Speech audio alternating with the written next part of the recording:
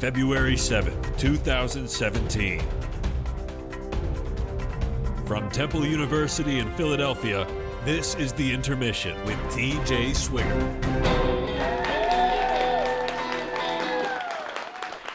Hello, thank you. Welcome to the first episode of The Intermission. I'm your host, TJ Swigert, and look, we've got a great show for you today. Our guest tonight is Dr. Frank Farley, a professor of psychological studies here at the Temple, and we're very excited to have him to talk with him about the public understanding of fake news. But first, an apology. Look, I know I said that this was a first episode, but I've got to be honest, that was a lie. Let's go back to April 2016, a simpler time when no one cared about Pokemon and all of our celebrities were still alive. We talked about Ted Cruz, Bernie Sanders, and a young up-and-comer by the name of Donald J. Trump.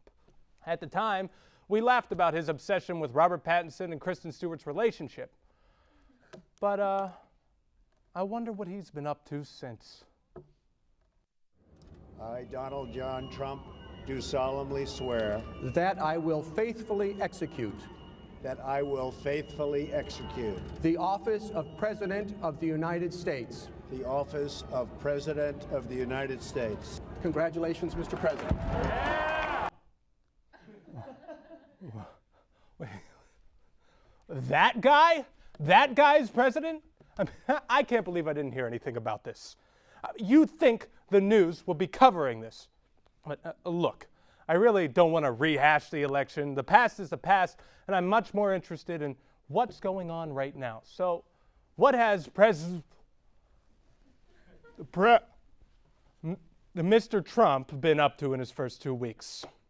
Our legislative work starts with repealing and replacing Obamacare. He just signed executive action that will fund a wall along that U.S.-Mexico border, but the president also just revealed, though, that Mexico will not be funding it the way a lot of Americans were expecting. One of his orders included a call to expedite land permit reviews for the Dakota Access Pipeline, which, of course, has protesters braving bitter cold and snow right now. In this case, what Donald Trump has signed is a ban of any NGO or non-government organization. They cannot receive federal U.S. dollars of any kind if they either perform or promote abortion services. Donald Trump's executive order suspending the entry of Syrian refugees and of anyone from 7 Muslim countries. Iran now saying it will ban U.S. citizens from entering the country in response to President Trump's new travel ban. By nominating Judge Neil Gorsuch of the United States Supreme Court to be of the United States Supreme Court. Can someone please tell me what's happening? I mean, I thought all of this was going to be, more like The Celebrity Apprentice, where Trump just kind of sat around while Piers Morgan and Sinbad worried about display windows. I mean, there's so many executive orders, too. I thought Trump hated executive orders. Well, at least he did in 2012 when he wondered, why is Barack Obama constantly issuing executive orders that are major power grabs of authority? I guess he figured it out. But it's crazy. Trump has signed 22 executive actions this far. It's like he's playing a game of presidential Mad Libs, Each day a cabinet member just rips him off a new page and he fills in the blanks with the 10 words he knows. I mean, it's the only way it makes sense. I'm half expecting tomorrow to hear about a new document that says, I, Donald J. Trump, hereby cancel all radical Islamic losers from our corrupt swamp. But like all games of Mad Libs, sometimes it's just more fun to play with a friend. How did the president decide the 7 countries? I understand the permanent ban on the refugees. Okay. Talk to me. Tell you the whole history of it. So right. When he first announced it, he said Muslim ban. He called me up. He said, put a commission together. Show me the right way to do it legally. And what we did was we focused on, instead of religion, danger. Yes. That's former New York mayor and current man who wants you to get off of his damn yard, Rudy Giuliani, talking about how President Trump asked him to make his Muslim ban sound less Muslim-y. In other words, Trump's outsourcing his own job. But hey, Good for Rudy Giuliani. I didn't realize he was getting into the ghostwriting business. Though, now that I think of it, that might explain the newest Drake song. And I'm sure with Giuliani's help, the not a Muslim, not a ban went over very smoothly. Protesters gathering in cities across the United States, from New York to Boston, Los Angeles, and beyond, all in response to the order that effectively bans 218 million people from 7 Muslim-majority states. The executive order signed by President Trump is discriminatory and frankly quite disgusting. 6 years old and 7 years old is a terrorist just because they came from Yemen, then I think where is the humanity? Totally. It's not a Muslim ban, but we were totally prepared. It's working out very nicely. Okay, so reviews could be better? I mean, maybe this executive order is a lot like that 90s sitcom Dinosaurs. When it first came out, people were like, what the hell is that? And when it went off the air for 3 years later, no one really knew what to make of it. But now, 2 decades later, we can all look back and collectively say, no, seriously, what the hell was that? Speaking of things that will last less than 3 years, Press Secretary and Oompa Loompa understudy Sean Spicer took to his podium to defend the Muslim ban and scold the media like an alcoholic father at a Little League game. He's also made very clear that this is not a Muslim ban. It's not a travel ban. It's a vetting system to keep America safe. That's it. It can't be a ban if you're letting 1 million people in. If 325,000 people from another country can't come in, that is by nature not a ban. Yes, of course. It can't be a ban if you're letting 1 million people in. Just like someone can't be president if they don't win the majority of the vote. It's common sense, people. But don't worry, deplorables. Spicer did his job. He stayed on message. It's not a ban. It's not a ban. It's totally not a ban. It's a 90-day ban to ensure that we have further vetting restrictions so that we know who's coming to this country. Oh, come on, Sean. You had one job. And I'll be honest, I was almost convinced it wasn't a ban. I was this close. Against all obvious empirical evidence, your unnecessarily aggressive voice really had me second-guessing things. But you blew it, Sean.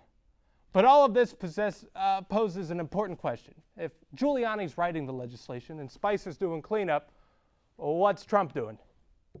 Well, let's pull up the tweets. He is up early. He is watching the programs. Here's what he says. The failing at New York Times story is so totally wrong on transition. It's going so smoothly. Also, I've spoken to many foreign leaders. If Chicago doesn't fix the horrible carnage going on, he wrote 228 shootings in 2017 with 42 killings, I will send in the feds. North Korea just stated that it is in the final stages of developing a nuclear weapon capable of reaching parts of the U.S. It won't happen. Bill Clinton stated that I called him after the election. Wrong. He called me with a very nice congratulations. He doesn't know much, especially how to get people, even with an unlimited budget, out to vote in the vital swing states and more. They focused on the wrong states. The cast and producers of Hamilton, which I hear is highly overrated, should immediately apologize to Mike Pence for their terrible behavior. So Donald Trump tweeted about you. He said, let me read it again, Chuck Jones, who is president of United Steelworkers 1999, has done a terrible job representing workers. No wonder companies flee country, exclamation point. What do you say, Chuck, when you hear that? Well, first of all, that wasn't very damn nice. You're right. It's not very damn nice at all. Genuinely, I just don't believe that Trump has gone through the entire election cycle, won the presidency, has been inaugurated, and still seems to be doing the same old nonsense. The only difference is his new office is a major downgrade. But for God's sake, take initiative, Mr. President. Put down the phone. Read something. It doesn't even have to be the Constitution. Take baby steps. Start with the WikiHow page on how to be president. Because as far as I can tell, a bunch of other people are doing your job for you. Rudy's writing the legislation. Spicer's selling it to the press. I mean, hell, Kellyanne Conway has taken over as the dumb blonde of the Trump administration. And you were supposed to be the dumb blonde. Right now, it just seems like you're being dragged around wherever your White House staff takes you. It's like they're all Jeff Dunham and you're just another one of his racist puppets. But look, President Trump, if you are going to ban millions of people on the basis of religion, criticize the right of the press to report freely, and destroy the fabric of this country from the highest office in the land, that's insanity. But you need to own your insanity. If you're going to throw this country off the deep end, sink as the strong red-blooded leader you campaigned as, instead of the cowardly old man with his thumbs on the keyboard. Because right now, it seems like everyone has their hand up your ass, but you're supposed to be the one who's reaching down there. Billy Bush told us so. So please, I hope you heed my advice. Scratch that. I hope you just resign. Would be way better long term, and before you say it, I know what you're thinking. Well, first of all, that wasn't very damn nice. I know. We'll be right back.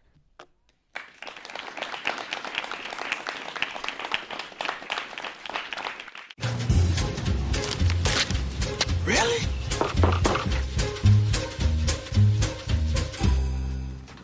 Buzz, what's up, man? You left some leaves burning out here. Yeah, I just came in just for a second. Come on, man. If it's too hot to touch, it's too hot to leave. You could torch the whole neighborhood. It's a good point there, Smokey.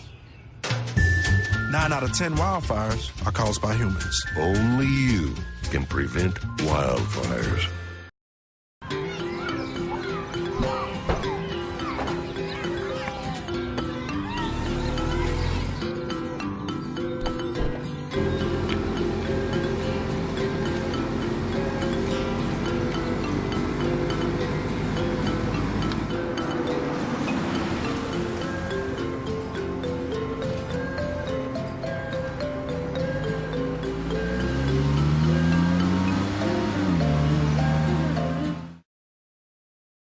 It's on us to stop sexual assault. To get in the way before it happens. To get a friend home safe. And to not blame the victim. It's on us. To look out for each other. To not look the other way. It's on us to stand up. To step in. To take responsibility. It's on us, all of us, to stop sexual assault. Learn how and take the pledge at itsonus.org. Look around you. 1 in 4 kids in the U.S. faces hunger. It's not always easy to see the signs, but in this land of plenty, there are kids that don't know where they will get their next meal. Join Share Our Strength in Food Network and take the pledge to end childhood hunger here in America by 2015. Learn how at NoKidHungry.org. Their next meal could come from you.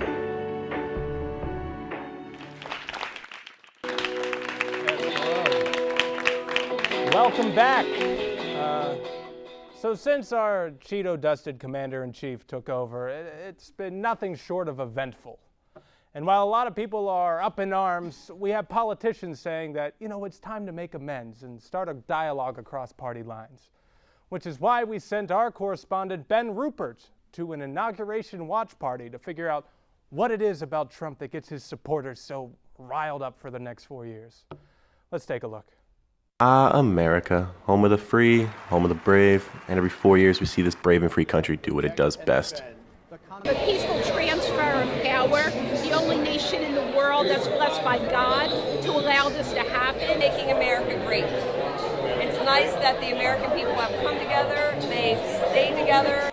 But I was skeptical. The mainstream media has been painting a little bit of a different picture, dare I say, an alternative picture.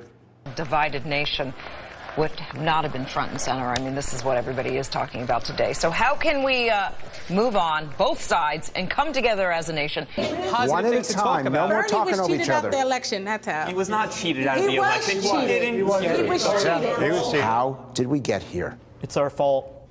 Oh yeah, you think? Even the Brits think we messed up. Yeah, the guys who think driving on the left side of the road and leaving the European Union was a good idea. Hello, Governor. What do you have to say about our politics? It started as a joke until his message caught fire. There's joy and disbelief in this room. The inconceivable is now a reality. Oh, piss off. This is America, baby. I don't know if you heard since the last time you Brits have been over here, but we believe in a more peaceful way of democracy in good old 2017. And that's what I'm excited for. I just hope that everything works well and everyone could get along in unity. That's what it's about. right there. Criticism also coming in from the Republican chair of the House Homeland Security Committee, Mike McCall, saying that this should have been better coordinated. We have to do this in a way that doesn't undermine our nation's credibility. I really felt it was important to stand up at this time and be counted as a voice that does not approve of certain things that are happening with the incoming administration. Damn it. All right, these past few weeks have been a roller coaster, but I was determined to find the light. I needed the hope from these Trump supporters on Inauguration Day to wash over me, to find the positive. And we finally have someone that's going to listen to the Americans. Someone who knows the Constitution, like a businessman would. Like a businessman would. And then, I'll tell you what, do away with some of the political correctness that's going on. Yeah. I mean, you guys are a temple, right? Who needs to be PC anymore? Huh? Who needs to be politically correct anymore? Well, but you guys are a good example, right? You're on the campus, so that's about as, I mean, you can't even speak on campus now. Am I right or wrong? You guys have a speech code there. Yeah, Am I right or wrong? Yeah, we're not really allowed to talk too much. I mean, they're only words. I mean, they're not going to hurt anybody. Yeah, you know, sticks and stones, they break bones, but words never hurt anybody. Yeah. Yes. It's what he is standing for, what America stands for. To bring back freedom of speech, right to bear arms, all the Constitution stuff. No, not. It's more. What they're doing is a hate crime. So a non-violent protest is a hate crime. What those people on the streets are doing, that's the definition. People have to get the definition straight and their words correct. The protest is when you walk and you're protesting a civil right has been broken. No civil right has been broken. I'm not gonna lie. It was a lot of information to take in on our new president and all he has and will have to offer this country, but I found my way. And as you get older, you have a family, you have children, you have, responsibilities, you become like us. It's the way to go. But that's good to be that way. Would have a perspective and have an opinion, but there's an old saying. There's an old saying: if you're not liberal in your 20s, you're not living. If you're not conservative in your 40s, you're not thinking. So, man, I'm not living anymore. From now on, I'm thinking. Reporting for the Intermission, I'm Ben Rupert. Well, I'm going to let you do the thinking for both of us, Ben. Ben Rupert, everyone. We'll be right back with Dr. Frank Farley.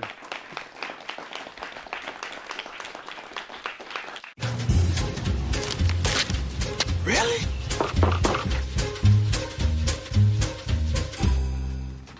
Buzz, what's up, man?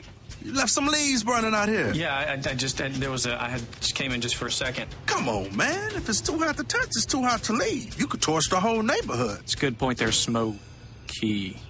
9 out of 10 wildfires are caused by humans. Only you can prevent wildfires.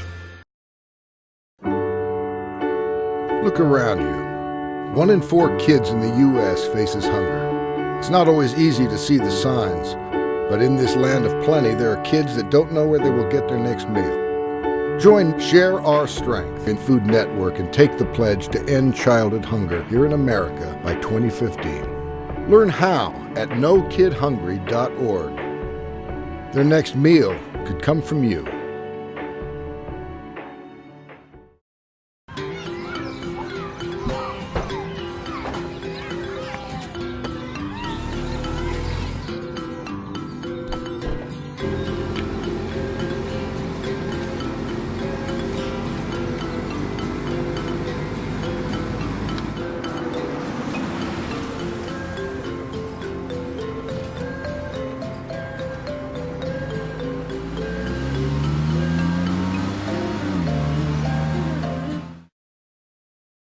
It's on us to stop sexual assault. To get in the way before it happens. To get a friend home safe. And to not blame the victim. It's on us. To look out for each other. To not look the other way. It's on us to stand up. To step in. To take responsibility. It's on us, all of us, to stop sexual assault. Learn how and take the pledge at it'sonus.org.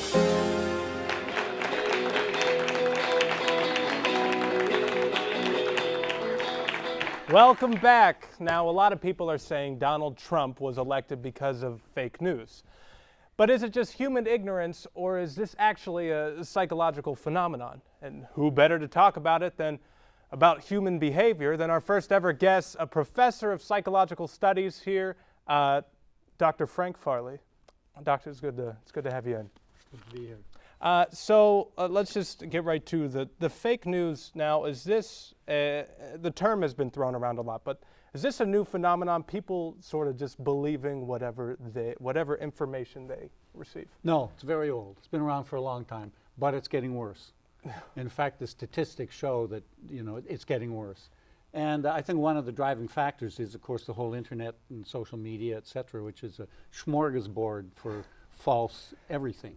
Yeah. But you could go back into the 1930s, and Orson Welles did a radio broadcast, The War of the Worlds, which is all totally fake. Mm-hmm. And he scared the hell out of the whole country. It was broadcast all over the place. And people were, phoning police and getting all panicked, etc. Totally fake. How about the Abominable Snowman? How about Area 51? These are all fake. The Yetis, or that's questionable. That might be real. The what do you call it? The moon landing, fake news, right, everyone? That was staged. We know what that was, Hollywood. We know. We're on to you. I like that you bring up social media. I think it's very interesting. We talk so much being within, the School of Media and Communications. We create our own echo chambers where we just bounce our ideas off the wall and we only hear what we want to hear. And, a lot of people think that's what really caused all this. People just want to hear what they want to hear, Yeah, well, actually, we have a term for it in psychology, confirmation bias. Mm-hmm. That is, people will believe the news that fits their various biases. And so some people will believe this news and other people will not believe this news, but they will believe something else. Yeah. And so the social media and the whole world of communication these days feeds right into that bias.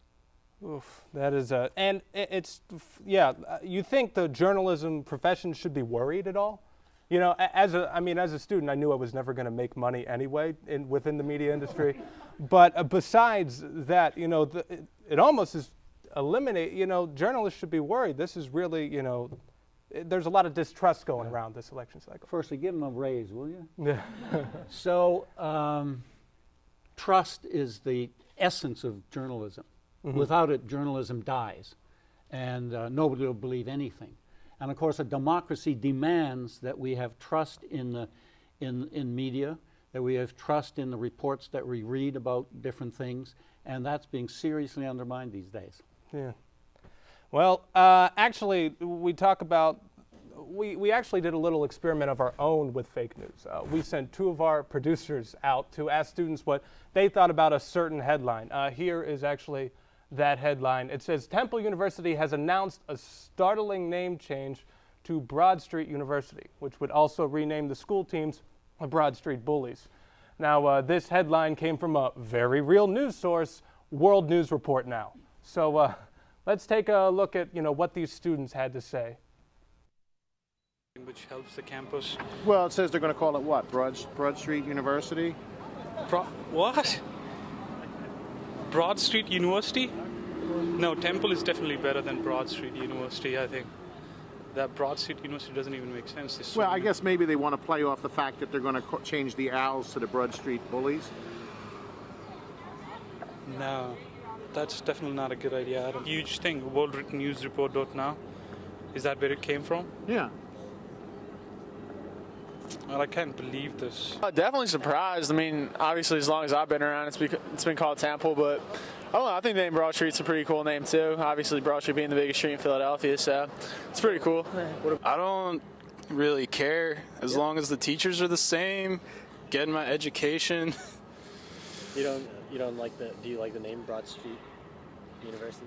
I don't like the name Temple. They're changing the mascot to Broad Street Bullies. Do you like that as a name? What's the mascot going to be? Like a bully? Like a mean kid? Probably. I don't. What do you imagine it to be? A mean kid. It's from newsreport.now. That's like a CNN. You just told me that. I don't know if that's real. You don't. But it's a CNN affiliate. Where does it say that on here? It doesn't say it on there. It's just. Because it's not. You're lying to me. I am lying to you. That's really good. That is a fake news story. What do you think about that? I knew it. All right, so maybe some of those guys, Temple students, are smarter than we give them credit for. But regardless, just beyond politics, I think, is this something that goes much farther beyond politics? It's easy to talk about it now after the election cycle, but what do you think? Absolutely, and skepticism, in my humble opinion, is on the rise in this country. That's a good thing in many respects, but also fake news. So many things are fake these days. And so, we got to find ways to validate information, and we don't have good ways. There's no... not the computers in our pockets that can go ahead and look. No, you can't trust a lot of stuff. Yeah. And look at, even in science, we're having difficulty. There's a lot of debate about, for example, there's now an estimate that 40 to 45% of all medical findings are false. And there's pretty good evidence for that, by the way. Yeah. And so who do you turn to in this era of misinformation? Walter Cronkite in an earlier generation was the avuncular, CBS News anchor. Everyone called him Uncle Walter, and everybody believed what he said. We don't have that anymore. Who is there? And the Oval Office, a lot of people aren't believing a lot that comes out of there. So who do you turn to? Who's the arbiter of truth at this point? Certainly not our commander-in-chief, who says, quote, that all negative polls are fake polls. Yeah. But thanks again. Thanks for meeting with us. Thanks again to Dr. Farley for being on the show. I'd like to just thank TUTV, Paul Gluck, and all of you viewers. We got we had a great episode, and we thank you for being here with us. Follow us on Facebook, Twitter, and Instagram. I'm TJ Swaggart. Have a good night.